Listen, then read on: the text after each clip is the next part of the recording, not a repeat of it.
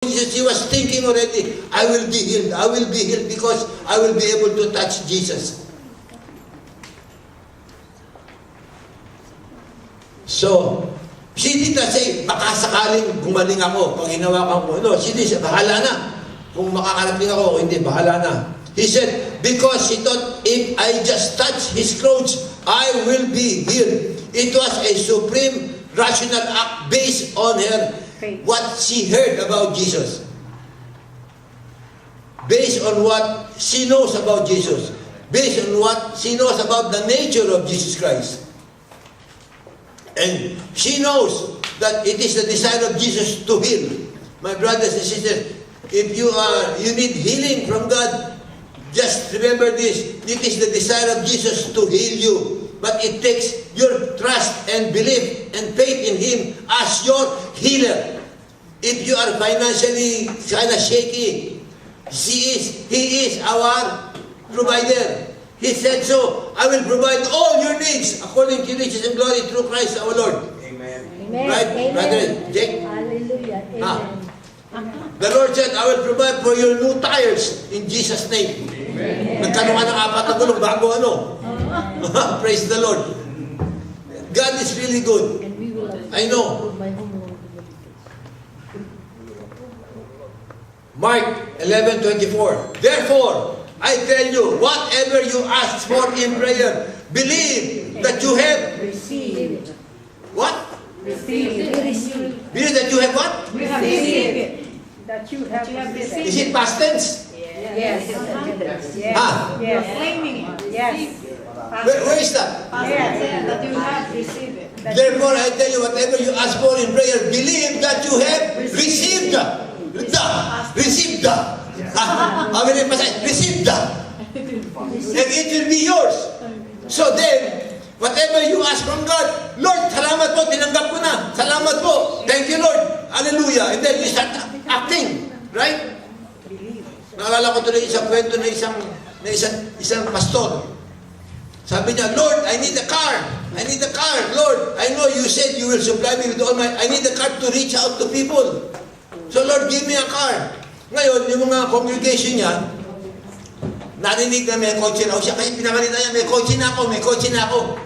Yung congregation, lumab sa kanya, Pastor, balita na, may kotse ka na lang. Oo, nasa garahe ko. Halika kayo, pwede namin makita. Oo, halika kayo. Sumama kayo sa akin. Pumunta sila sa kotse.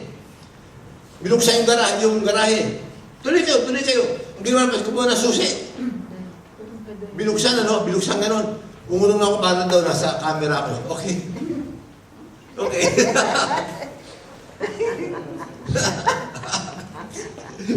So, ano nangyari? Pumunta siya sa garahe. Binuksan niya yung susi. Binuksan niya yung pintuan ng kotse niya. Kunwari, binuksan. Pumasok siya. Pinasok sa ignition. Sabi niya, sabi ng mga congregation, Pastor, where's the car? Ito, nakasakay na ako. We don't see anything. This is a faith car. What do you mean faith car? Faith car, the evidence of things not seen. You don't see the car, but I know I have the car. Guess what? After 1 week, somebody gave him a car. No. And look at Brother Ting. Brother Ting! Nasaan yun? Ayun, sa labas, nakita ko. Nakadagab niya ng 2 Mercedes. Binigay lang sa kanya, 2 Mercedes. Isang Camry na station wagon. Binigay sa kanya. Siguro nagdadasal yan. Pero ako, ayoko magdasal ng Mercedes. Kaya rin ako sa maintenance. That's why, brothers and sisters, whatever you ask for in prayer, believe that you have received it and it will be yours. When somebody gives you something, what do you say? Thank you. That's why, my case, every morning, all I do, I don't ask anything from God. I just say, Lord, thank you. Lord, thank you. Every morning I say, thank you, Lord. Lord, thank you for healing Brother Ed, Sister Carmen. Thank you, God, for healing them. Lord, thank you for healing them, Lord. Thank you for your glory, Lord. Thank you, Lord. And I believe. By the way, the word believe is what? Sino magaling dito sa English? What kind of word is this? Believe. It's a verb. When it is a verb, what is it? It is an action word. So, The biblical meaning of this is you have to take, you have to grasp. You have to take it, you have to grasp it. To believe Jesus means to take Him for all the Scriptures declare Him to be. If the Scripture declares Jesus as Savior, take Him as your Savior. Grasp Him as your Savior. If the Scripture says He is a provider, grab Him as your provider.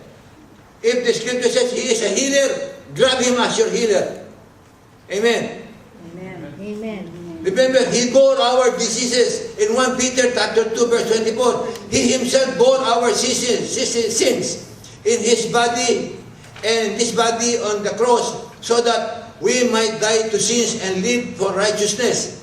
And by His wounds you have been healed. By His wounds, by His stripes, you were healed. If you are sure it is God's will, pray and claim it in faith. In James chapter 5, verse 15, and the prayer offered in faith will make the sick person well. The Lord will raise them up. If they have sinned, they will be forgiven. We walk by faith, not by sight. Amen. Amen. Never doubt God's promises, my brothers and sisters. James chapter 1, verse 6 to 7. But when you ask, you must believe and not doubt, because the one who doubts is like a wave of the sea, blown and tossed by the wind. Get your believing in line with God's Word. Get your believing in line with God's Word. In what God says. And Hebrews 11:6. Without faith is it impossible to please God, because anyone who comes to Him must believe that He exists and that He rewards those who earnestly seek Him. Now you have three kinds of faith. You have the believing faith, you have the trusting faith, and you have the expectant faith. Ipo-project mo ba yun? Ipo-project mo? Hindi. No? There you go. The three kinds of faith. Believing faith, trusting faith, and expectant faith. What is believing faith? Believing faith means you believe there is God. Do you believe there is God? Yes. Do I hear amen? Amen. Do you believe there is God? Amen. Alright. That is believing faith. Now, the trusting faith. Trusting faith is that you believe that He loves us. You believe that He will take good care of us, because God is a caring God and a loving God. Amen. Amen. Sabi nga sa Proverbs 3:5-6, trust in the Lord with all your heart and lean not on your understanding. In all your ways, acknowledge Him and He shall direct your paths. Ito maganda, expectant faith. It is reaching out to Jesus and expect Him to act in specific situations. We expect that God can do it. With God, all things are Possible. God can do it. God can do it.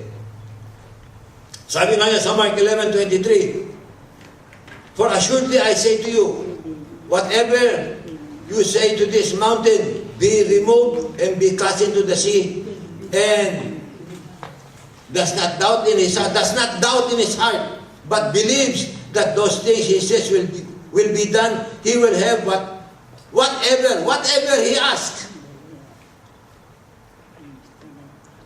Naalala ko sa Pilipinas, I gave the seminar on faith for 3 weeks. For 3 weeks, I gave the seminar on faith doon sa evangelical school. Maniwala kayo, praise God. Ang dami nag-testimony after the 3 weeks. May isang estudyante, sabi nga nun, brother, I would like to share. Okay, sabi ko, sige, go ahead, brother. Nasa South Diversion Road ako, papunta ako ng, ano ba lugar yun? Ha? Muntinlupa. Going to Muntinlupa. Okay. Hindi sa loob, sa labas. And sabi niya, minakita siyang babae, kumakaway. Along the side, kumakaway. So ginawa niya, huminto siya. Sabi niya, ano po yun? Natutulong ko sa inyo. Naiwan ko yung susi sa loob ng kotse ko. Umaanda yung makina. Yung baka nag-overheat na. Hindi ko alam paano ko kukunin. Basagin mo na. Kakatapos lang niya kumuha ng faith seminar sa evangelical school. Sabi ng babae, basagin niyo na yung salamin para makapasok kayo.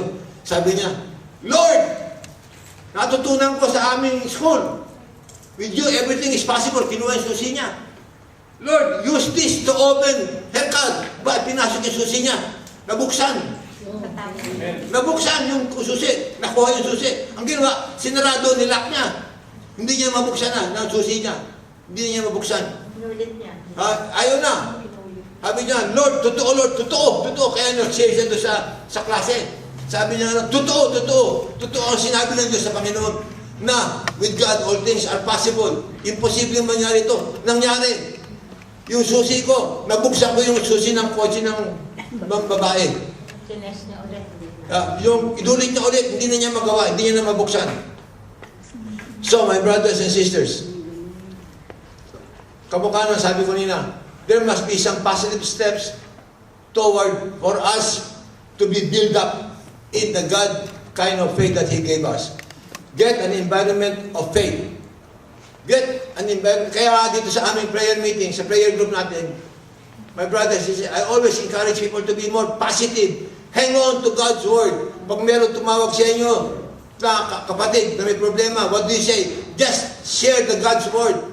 Sister, ito ang sabi ng Panginoon, huwag kang mag-alala. Ito ang sabi na, just share, huwag yun. Ay, naku, kawawa ka naman, sister. Talagang ganyan ang buhay. Minsan, naku, kawawa ka naman. Naku, kawawa ka talaga. Ganyan talaga. Tanggapin mo na ang talagang wala na mangyayari sa'yo. Tanggapin mo na. Paktaylo ka na. Naku, lalong babaksak yun. If you tell that person the word of God, what do? You lift her up. Right? It is the power of God's word that will lift up a person if you are a positive God. Yung ladder na nakabog sa bangin. Yeah, I remember. Thank you. Talagang partner ko yan eh. Merong may tao, nahulog sa bangin. Nahulog. So, ang nangyari ngayon, every word of God, nagiging hagdanan niya. May dalawang tao na sabi niyo. Ano nangyari sa iyo dyan? Sabi ko, tama yan, ayan, parusa sa iyo ng Diyos yan. Yan, tama yan, nangyari siya, nahulog ka dyan. Para matuto ka. Ang sabi nung nahulog, no, my God is with me. I can do all things through Jesus Christ who strengthens me. Every time He would say the word of God, para merong tumutusok sa wall, para naging hagdanan niya. Every time He would say something, the word of God, that encourages him, parang may hagdanan na tumutusok siya, hanggang nakaakit siya sa taas. All the word of God na nabasa niya, naalala niya, ginawa niya hagdanan hanggang nakalabas siya doon sa balon. You see the importance of God's word, my brothers and sisters. Pumunta kami sa Oklahoma niyan. Ang sabi ng pilot, my brothers, hindi. Ladies and gentlemen, please fasten your seatbelt. We can see some thunderstorm along the way.